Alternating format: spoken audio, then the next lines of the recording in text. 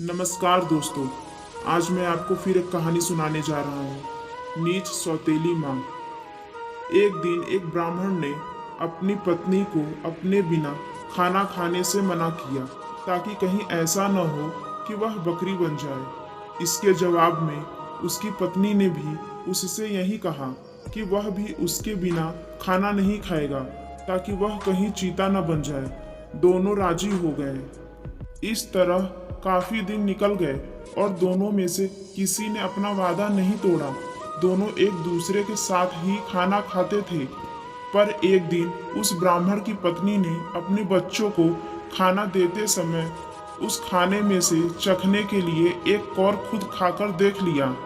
उस समय क्योंकि उसका पति वहां था नहीं, सो उसकी पत्नी तुरंत एक बकरी बन गई। जब वह ब्राह्मण घर आया तो उसने देखा कि एक बकरी उसके घर के चारों तरफ घूम रही है। यह देखकर वह बहुत दुखी हुआ क्योंकि वह तुरंत ही जान गया कि वह बकरी और कोई नहीं बल्कि उसकी अपनी प्यारी पत्नी थी। उसने उसको अपने घर के आंगन में बांध दिया और उसकी बड़ी सावधानी से सेवा करने लगा। कुछ साल बाद उसने दूसरी शादी कर ली, पर उसकी दूसरी पत्नी उसकी पहली पत्नी के बच्चों के साथ बिल्कुल भी अच्छा व्यवहार नहीं करती थी। वह तो उनको खाना भी बहुत कम देती थी। वे बच्चे बेचारे बहुत परेशान रहते थे। उनकी बकरी माँ उनकी शिकायतों को सुनती रहती, पर वह बेचारी भी कुछ नहीं कर सकती थी। उन बच्चों की माँ ने यह भी देखा कि उसके बच्चे दुबले पतले होते जा रहे हैं। इसलिए एक दिन उसने अपने बच्चों में से एक बच्चे को अपने पास बुलाया और उससे दूसरों को भी यह बात चुपचाप बताने के लिए कहा कि जब भी उनको भूख लगे तो वो एक डंडी से उसके सींगों को मारे। ऐसा करने से उसके सींगों में से कुछ खाना निकल आएगा जिससे वे खा सकते थे। बच्चों ने ऐसा ही किया। अब जब भी उनको भूख लगती तो वे अपनी बकरी माँ के सींगों में डंडी मारते। इससे उनमें से कुछ खाना निकल आता और वे उसको खाकर अपना पेट भर लेते। इससे धीरे धीरे उनकी तंदुरुस्ती अच्छी होने लगी। पर यह तो उस सौतेली माँ की उम्मीदों के खिलाफ हो रहा था। उसके सौतेले बच्चे तो बजाय दुबले होने के और ज्यादा तंदुरुस्त होते जा रहे थे, जबकि वह खुद उनको बहुत कम खाना देती थी। वह उनको इतना तंदुरुस्त देखकर बहुत ही ताज्जुब में पड़ गई कि यह सब कैसे हो रहा है। कुछ समय बाद उस ब्राह्मण की दूसरी पत्नी ने एक आंख की बेटी को जन्म दिया। वह अपनी उस कानी बेटी को बहुत प्यार करती थी और उसकी किसी भी जरूरत को तुरंत ही पूरा करने को तैयार रहती थी, जिसको वह समझती कि वह उसको चाहिए। कुछ दिनों बाद जब वह लड़की काफी बड़ी हो गई, चलने फिरने लगी, बोलने चालने लगी, अच्छी तरह बात करने लगी, तो उसकी माँ उसको दूसरे बच्चों के साथ बाहर खेलने के लिए भेजने लगी। उसने उसको यह भी कहा कि वह अपने बड़े भाई बहनों पर निगाह रखे कि वे कब और कैसे खाते पीते हैं। लड़की ने कहा ठीक है। वह लड़की उनके साथ सारे दिन रही और उसने वह सब कुछ देखा जो उनके साथ हुआ। यह सुनकर कि बकरी उनके सौतेले बच्चों को खाना दे रही थी, वह दूसरी पत्नी बहुत गुस्सा हुई। उसने तय कर लिया कि वह उस बकरी को जल्दी से जल्दी मरवा देगी।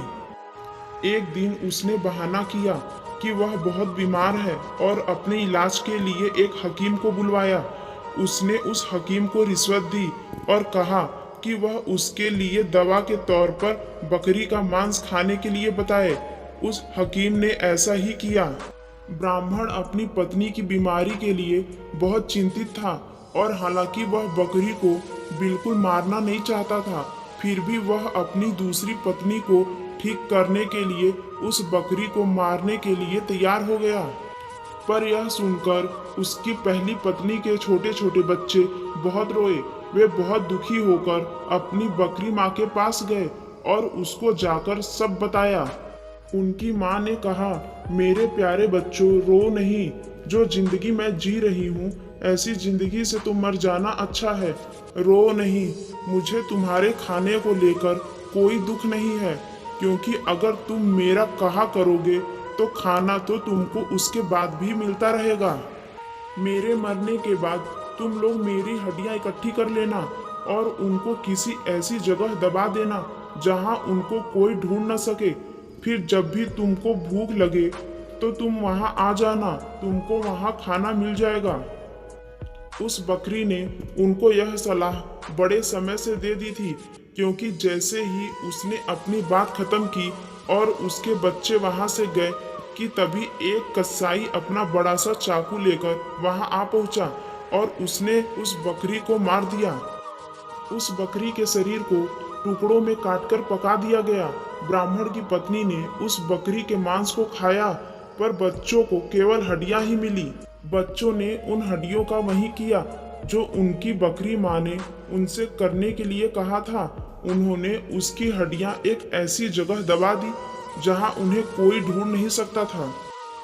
जब उनको खाने की जरूरत होती तो वे वहां जाते और उन हड्डियों से खाना मांग लेते और उनको खाना मिल जाता।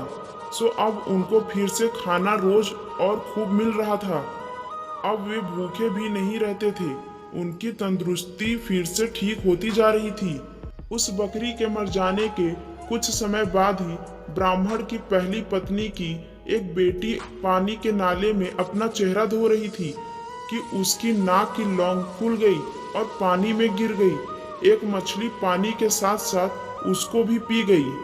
अब हुआ यह कि एक मछुआरे ने वह मछली पकड़ ली और राजा के रसोइयों को बेच दी। रसोइयों ने जब उस मछली को पकाने के लिए काटा तो उसको यह देखकर बड़ा आश्चर्य हुआ कि उसके अंदर तो नाक की एक लौंग थी। वह उसको लेकर राजा के पास गया तो राजा को भी उसमें रुचि हो गई। राजा ने अपने राज्य में यह मुनादी पिटवा दी कि जिस किसी की भी नाक की लौंग खो गई हो वह उसको राजा से आकर ले जाए। कुछ ही दिनों में उस लड़की का भाई राजा के पास आया और बोला कि वह नाक की लौंग उसकी बहन की थी। उसकी यह नाक की लौंग उसका चेहरा धोते समय नाले में गिर पड़ी थी।